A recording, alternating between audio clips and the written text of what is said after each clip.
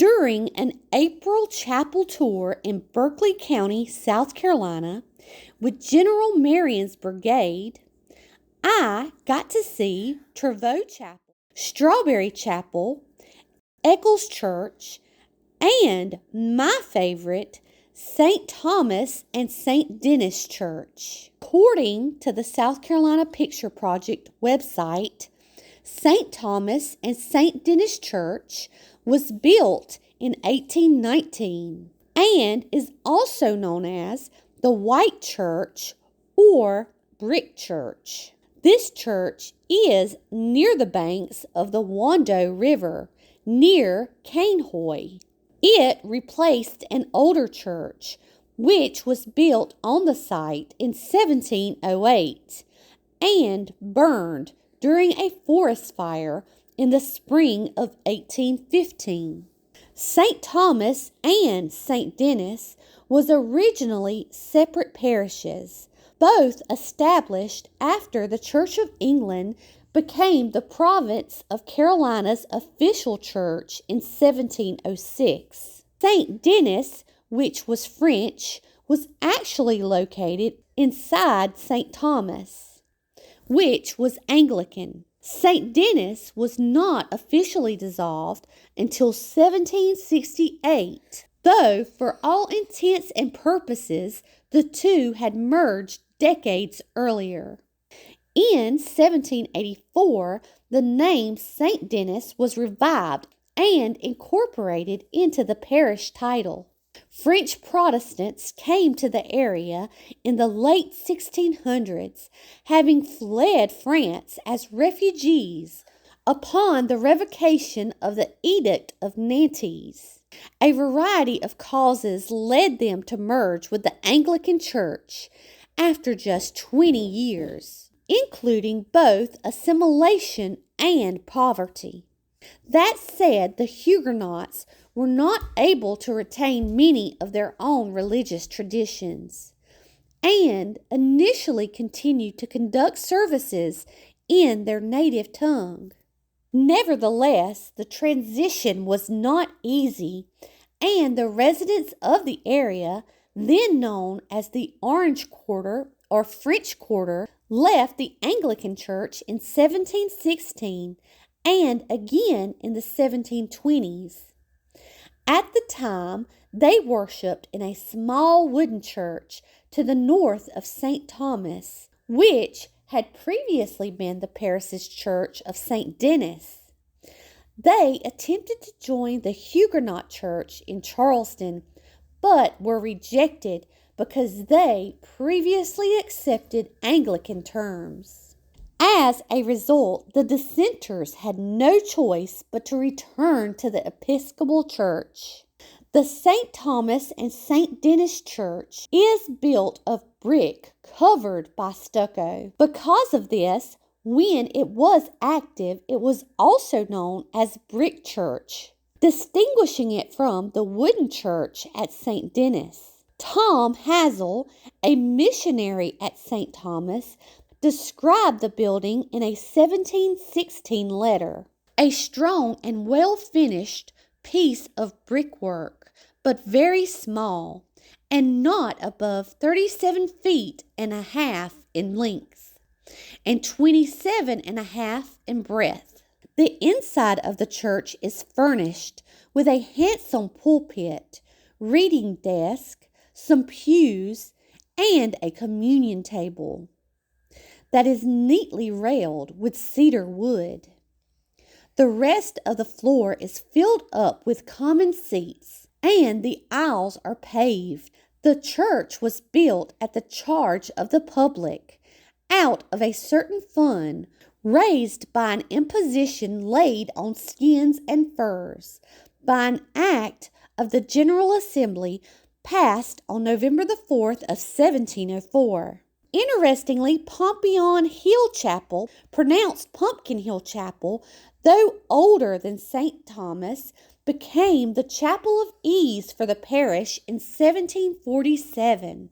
The church, charming in its simplicity of design, is a unique beautiful example of a small rural parish church in the early 1800s. The church has with its classical revival or late federal features, with a medium gable roof made of tile, a high arched doorway with a fanlight. The side facades are identical. A balcony above the inside door was added in about 1858. In 1937, the church was restored by Henry F. Guggenheim.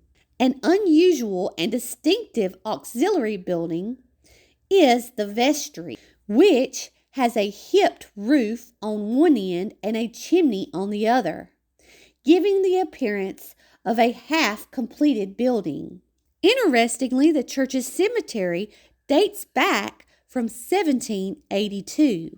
According to the Roots and Recall website, St. Thomas and St. Denis Church was constructed in 1819 and occupies the site of an older parish church of St. Thomas, which was built in 1706 but burnt in 1815. During the Reconstruction period, the church was the scene of the 1876 Cainhoy massacre, a serious riot between whites and blacks which developed when some white men from Charleston journeyed to Cainhoy to attend a Republican meeting. The blacks fired upon the white men with guns that they had hidden in the vault at St. Thomas Churchyard. In 1763, St. Thomas merged with the nearby St. Denis French Huguenots and has since been known as St. Thomas and St. Denis Parish. Interestingly, it is stated that the two churches only merged for the education and maintenance of the poor children of the parish and for no other purpose whatsoever. As of today, the St. Thomas and St. Denis Church graveyard on Find a Grave has 224 memorials. Of these, 2 are recorded as being famous, first of which is Richard Beresford, born June 3, 1755 in Berkeley County. He passed away on February 6th of 1803 at the age of 47. Richard was a Continental Congressman. He grew up in a wealthy land-owning family and was sent to attend school at Middle Temple School in London, England to study law. He graduated in 1773 and soon upon his return to South Carolina opened a law practice. He served under General Isaac Huger in Georgia during the Revolution. In addition, he was an aide to General Moultrie. After he was captured at the fall of Charleston in May of 1780, he was exiled and imprisoned at St. Augustine, but later exchanged. After returning home, he was elected by St. Philip's and St. Michael's parishes to the 4th General Assembly in 1782, where he was chosen on January the 30th of 1782 for a 2-year term on the Privy Council.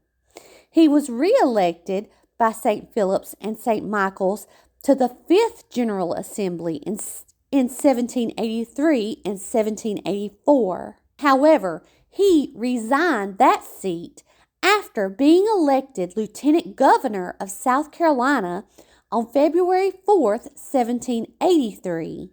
In regards to the second famous person, it is Jean-Baptiste Corrado. He was born in 1741 and passed away on May 25th of 1810 at the age of 68. He was a Frenchman and of an ancient and noble family. He was the general and the commander-in-chief on the island of San Domingo. Although he was born in San Domingo, now Haiti, he was educated in the finer schools of France. He was appointed as the commander-in-chief of the royal families, as well as governor-general of the island of San Domingo. He was known to entertain a lavish lifestyle. However, his aristocratic government would soon begin to crumble as the slave uprising began in 1791. The royal forces soon realized their defense of the island was futile.